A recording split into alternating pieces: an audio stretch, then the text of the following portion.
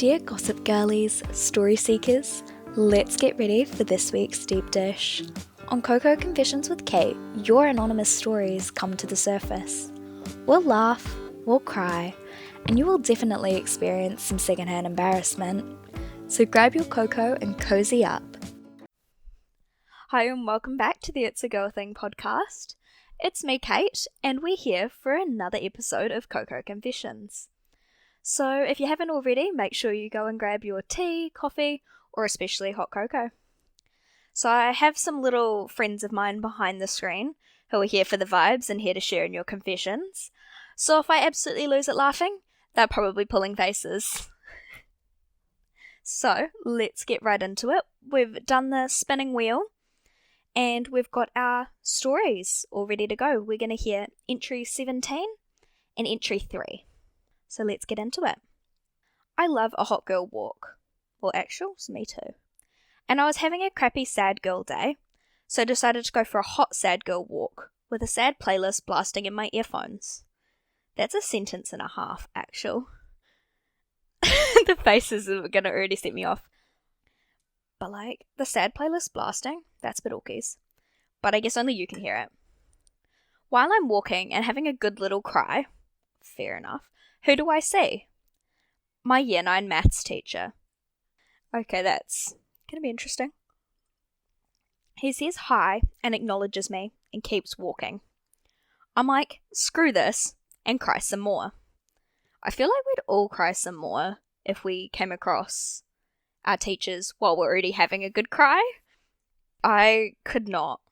I would probably just literally sit down on the ground, melt into a puddle, and never come up again. And I keep walking, and I start walking in the direction of home, when who do I see? My current history teacher. He stops, has a quick chat to me, and then we go our separate ways. So not only have you bumped into one teacher who knew you in like Year 9 baby era, whatever that may have been, because I feel like we were all babies in Year 9. Or at least I was. I was a tiny little terror. But I was also like too much of a goody two-shoes. It was actually bad. So while I was in my feels, not one, but two of my teachers saw me on a sad girl walk in my feels walk. Honestly, I feel like that could be worse. Imagine if you'd come across like the most popular kids in your grade. That would be traumatizing and you would never live it down. But what's worse is that it was a current teacher. Imagine having to go into class that next lesson and you're just sitting there and he's just like looking at you and you're looking at him and you're like, and then he's like, wait, did I contribute to that? It's like, I assume so. So that's our little entry 17. I'm all for the hot girl walk. I've been here for the sad girl walk. Hey, you're still getting out of the house. So let's go up to entry 3. Oh, this is a bigger one. This will be interesting. Wait, I see my name. Why's my name in this? Oh, here we go. Okay, so let's call friend A Kate. Oh, I'm being used as a placeholder. That makes so much more sense. I was like, who do I know that submitted this and actually used my real name? Kate messaged our group chat saying like, guys, I was 1 second away from losing my V card today. Girl. I love that was put in the actual group chat though. I want to know how many people are in this group. How many people are in this group chat? Because if it's like 2, maybe 3 people, that's fine. But you put it in like a whole 10-person group chat, it gets a bit interesting. Kate went on and like another girl asked what happened because no one judges in our group chat. Actually, I don't ever believe that. You cannot tell me that you are that nobody's gonna judge you. They just may not say it. Because even I'm a judge everybody. But I'ma just not say it. What's the saying? If you ain't got nothing nice to say, don't say anything at all. Okay. Kate proceeded to tell us what happened and all. It got pretty serious. They've been talking for about a month or so before this happened. It was their second time meeting up.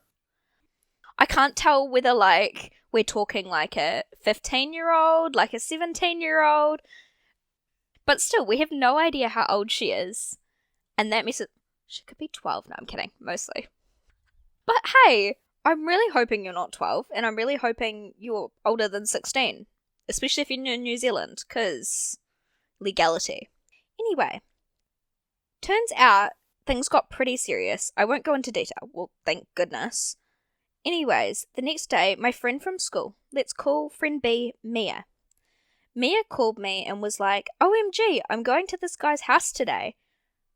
I don't want to know where this is going. I really don't. And I'm like, oh yay, have fun and all. Mia Snapchats me here and there. In a couple of photos, it looked like her shirt was off. She was lying next to him in bed. Why would you...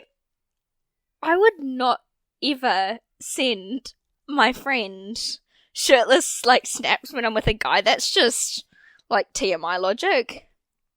Anyways, when she left, she gave me a call when she was walking to the train station.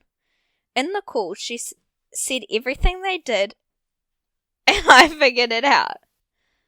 In the call, she said everything they did. I love my friends dearly, but I do not want to blow by blow in more ways than one. Oh, sorry, I'm entertaining myself here. And I figured out that Mia and Kate both hung out with the same guy. I thought that might have been where it was going, but I was really hoping it wasn't. Because Mia and Kate aren't official with him, but they both did serious, sexual stuff without knowing he was meeting up with other people.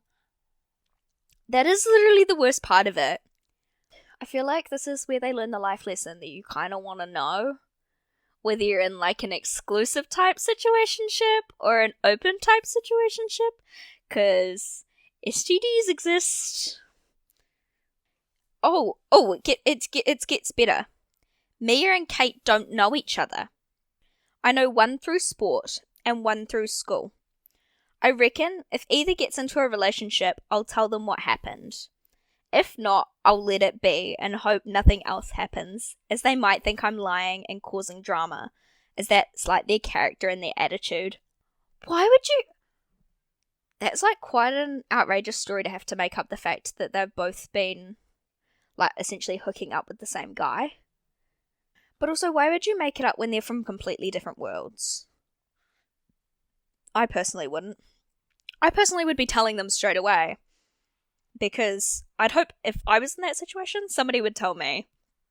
But over those 48 hours, I found out some crazy stuff. I don't personally know the guy, but when he met up with each of them, he goes by 2 different names. So they know him as different people. Okay, that makes a lot more sense and way less sense at the same time. What? Why are we... Bro's just trying to get laid, and I'm not entirely sure he was going successfully. Pretty scandalous. Hope you enjoyed my tea time. Actual, we loved that one.